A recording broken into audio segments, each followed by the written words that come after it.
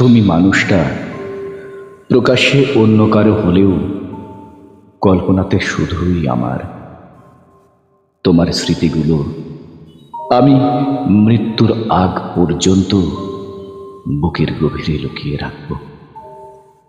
বুকের গভীরে লুকিয়ে রাখব। যদি কখনো কোনো দিন মৃত্যুর আগ পর্যন্ত আমার সন্ধান পাও, একবার এসে দেখো তোমার স্মৃতিগুলো আমার হৃদয়ে সেই প্রথম দিনের মতোই প্রাণবন্ত, সতেজ, উজ্জ্বল, ঝলমলে হয়ে আছে। তোমার স্মৃতিগুলোকে আমি বুকের গভীরে মৃত্যুর আগ পর্যন্ত লুকিয়ে রাখব।